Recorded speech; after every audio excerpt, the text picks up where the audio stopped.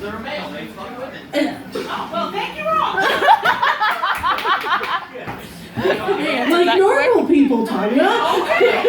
I have not, that's the only thing I have not dated yet. I didn't know. They just have, they're like nymphos. You're not young. And you have a list of these? Alright, go. Does he have a brother? And then Justin. Waiting. I figured this would embarrass him, but no.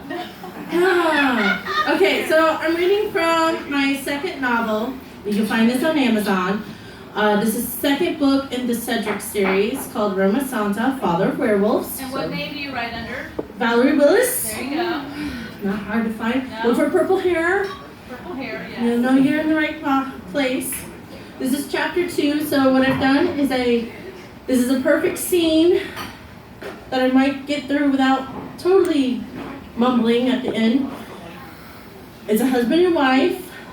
He's very frightened because in the first chapter, he gets really pissed off because he lives in an ancient forest where Vinrer, if you're familiar with Celtic lore, the god wolf, has taken off with his bull.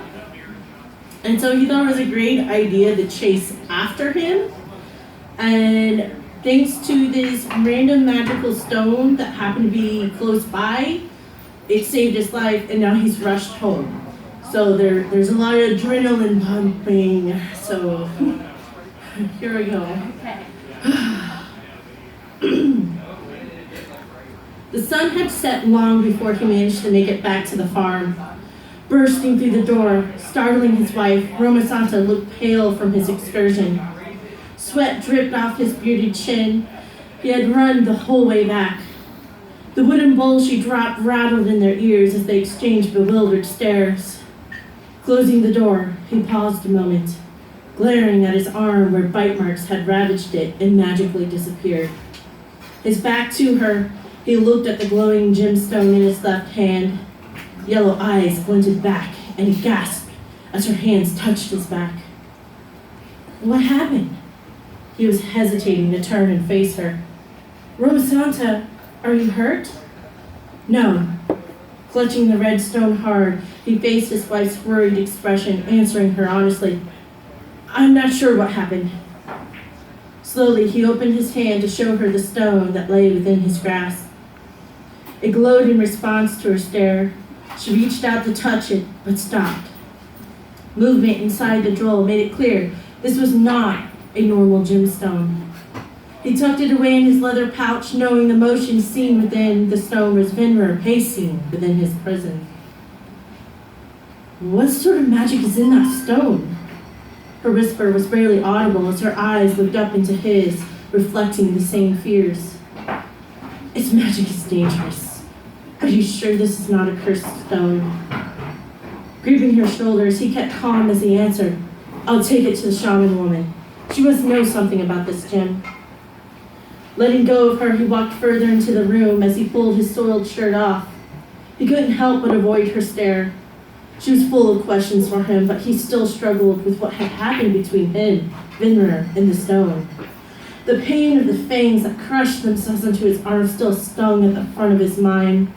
Even the look in those golden eyes of Vinrer as the stone took him held a heart-stopping terror within Romasanta's own. And what of Vinrer? She prodded for more answers as she picked up the dropped bowl, scooping him a share of stews and setting it on the table. Were there any more signs of him or where the rest of the bowl went? Yes, Vinrer had taken the bowl. Joining her at the table, he was grateful to take in a deep sniff of the vegetables and meat. He intended to lure me out after all. How do you know?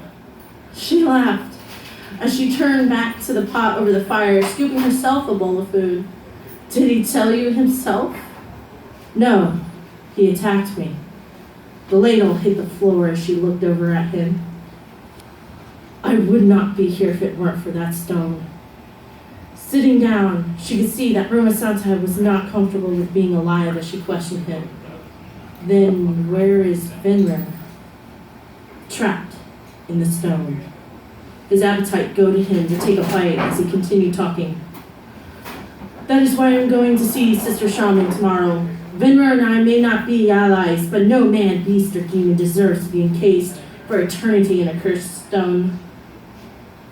In all of Arcadia, I've never heard of such a stone. Pausing in thought, Romasanta's wife made a remark that reminded him that she too was the daughter of a shaman. At first glance, it looks like a bloodstone, but they thrive off dying. Demons and sorcerers of the dark arts, they use them with various spells and tasks, including healing. But they trade life from a sacrifice to do so.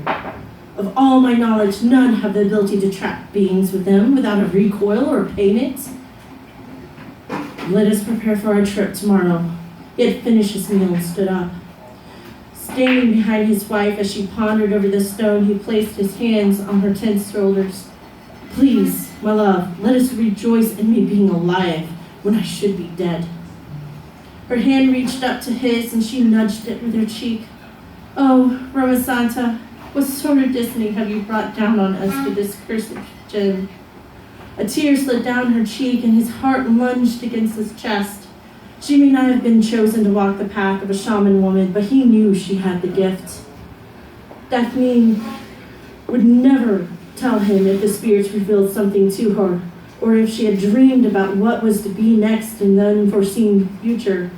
It was unclear if this was something the gifted did by choice, or something that had been taught to them. She had made it clear, though, that even if she spoke about it, it would not change what must come to pass. He leaned over her, kissing the side of her neck. Each touch and suckle of his lips took away more of her tension. As her muscles softened under his touch, he smiled, enjoying the sensation he brought over her. Grabbing her by the hands, he tugged her with him to their bed. Her hands pressed against his chest, insisting he sit on the bed as she kissed him passionately. Hot tears were falling down her face, and he pulled her back, whispering in a tenor tone, "What's wrong?" The desperation in her face was breathtaking as she collapsed into him, his arms hugging her tight. "I shouldn't have let you go. I'm so sorry, Romasanta." "Daphne, what have the spirits told you?" She curled tighter there on his lap, and he could only enclose her in his bulk. "Damn it, just this once, can you tell your husband?" She pulled away, looking up at him with her watery eyes. "Let us enjoy our last night together."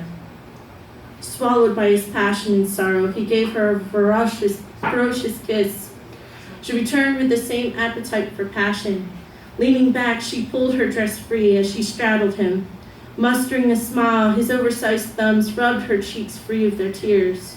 Her hand cupped his as her cheek nuzzled into his palm. A wave of pure love hit him, his heart swelling over the compassion they shared for one another.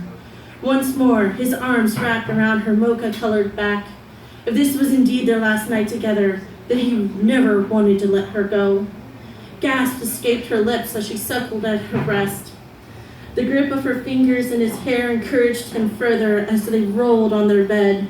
Looming over her, he looked down at her smiling face, and as she squeezed her thighs around his waist. Laughing, he leaned his weight on top of her, enjoying the taste of her lips as they made love.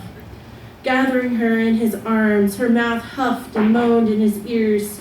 She quivered, and he would react with a stronger, more intense movement, hoping of pushing her to the edge of ecstasy. "Romasanta," she breathed, "I love you." And that's all I can do.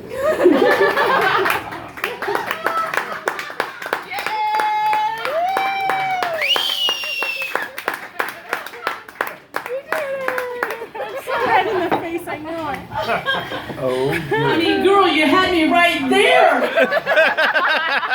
could you leave me hanging like that? What the hell? That was awesome, Valerie. You did. Listen, even in the dark, sitting way over there, I could see you blushing. It was awesome, in and that was very February you can good. finish it And yeah, with all your dirty you spots.